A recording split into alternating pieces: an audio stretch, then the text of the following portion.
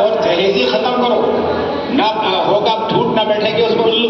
मियां हुजूर नहीं हो रहा है, नहीं हो रहा है मियां हुजूर, बढ़ती जा रही है ये बात बढ़ती ही जा रही है, बिल्कुल ये बढ़ती ही जा रही है ये बात। वो मुजरिम है, और जो मान रहे हैं, और याद रखो एक बरकत हज में आएगी।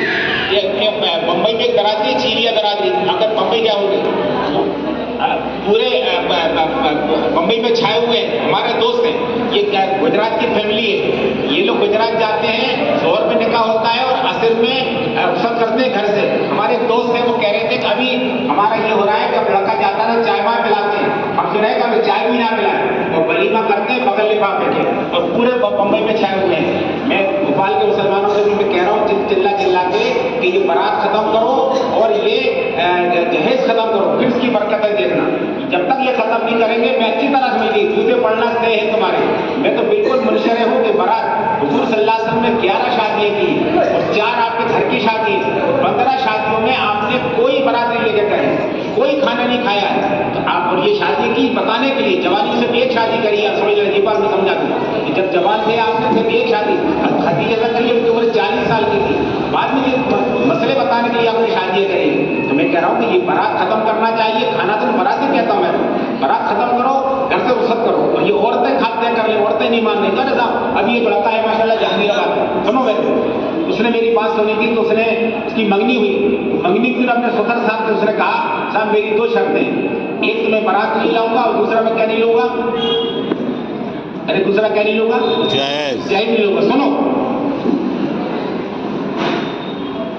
मैं जहेज नहीं लूंगा। तो सदर साहब ने कहा कि बेटा बारात हमारी परंपरा चली आ रही, हमारी नाक कट जाएगी, और जहेज हम तुम्हारी बेटी, हम तो अपनी बेटी को दे रहे हैं।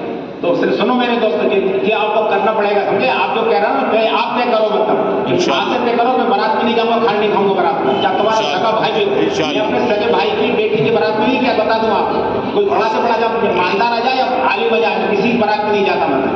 तो आप ये तो आप तय करो।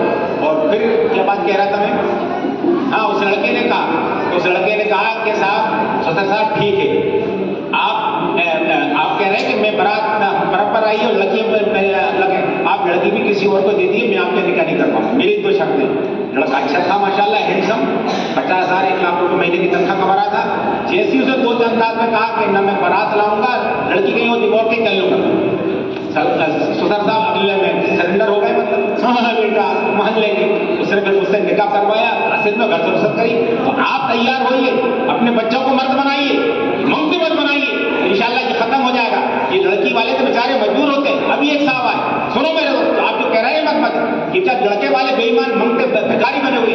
अभी मैं एक साहब ने उससे आप रखा कि साहब लड़के वालों ने कहा कि हम 400 लोग आए, कितने लोग आएंगे साहब, 400 साढ़े 400 होंगे, और कोरबा छोटे गांव की, बड़े का नहीं होना चाहिए।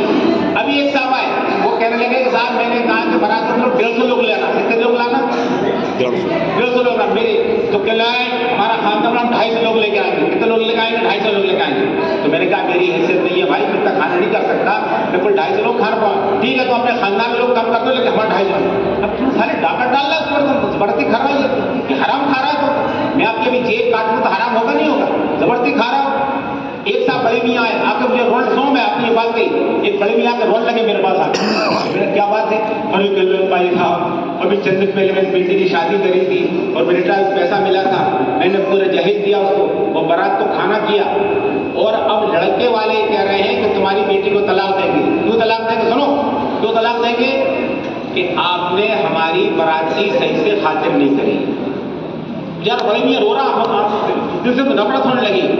कहले सुनो की बात, फिर बड़े में कहले मैंने कहा, मैंने माफी मांगी कि मेरे कसूर को माफ कर दो, मैं बेटी का बाप हूँ, अल्लाह ने मुझे बेटी का बाप बना दिया है, मुझे माफ करो, और 2-12 से लिस्ट बना के दे दो कि तुम्हारे कितने बराती थे और क्या खाना चाहते हो। नहीं कहले हमारी बेइज्जती होगी। ये तो बेईमान कर रहा है लड़के वाले, झूठे मारना चाहिए ऐसे लोग जो कर रहे हैं। मैं खुल के कह रहा हूँ, ये जब मालदार हो या दीनदार हो, कितने ही हज कर लें, कितने ही काम कर लें, अगर ये बारात में जा रहा है, खा रहे हैं, तो ये बहुत ही गलत काम कर रहे हैं। तो आप लोग भी तय कर लो, इतनी औरतें बैठी है कि बारात का खाना नहीं खाएंगे, बारात नहीं आएंगे, अब तुम तो तय करो, मतलब तो तुम भी 50 साल तकरीरें सुन रहा हो, खाना नहीं छोड़ रहा है। मतलब मैं कहता हूँ, मैं अभी जिस लड़के ने कहा था मुझसे 4 सीजन निकाह पढ़वाया था, उसने 4 सीजन में निकाह पढ़वाया, लौट के आ गए, और मैंने तकरीर करी, भोपाल के तकरीबन 1000 लोग मौजूद थे, लेकिन एक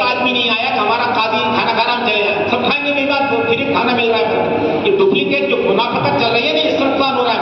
मतलब दीनदार भी बने हुए हैं, मालदार भी, काजी साहब के हाथ भी छूमेंगे आप, लेकिन मानेंगे नहीं काजी साहब की बात। अरे मैं गलत कह रहा हूँ कि जब मैं बकर खाने के आया था तो कम से कम 50 लोग तो होते कि लीजिए लिफाफा लीजिए, हमारा काजी जा रहा है खाने, एक नहीं आता बेईमान, माफ करिएगा, मतलब फ्री का खाना मिल रहा है सब खाएंगे, मतलब और ये मना मत। तो ये जितने प्रोग्राम तुमसे कहता हूँ कि आप लोग तय करके जाना, इंशाल्लाह आज से कायम शिरकत नहीं करेंगे।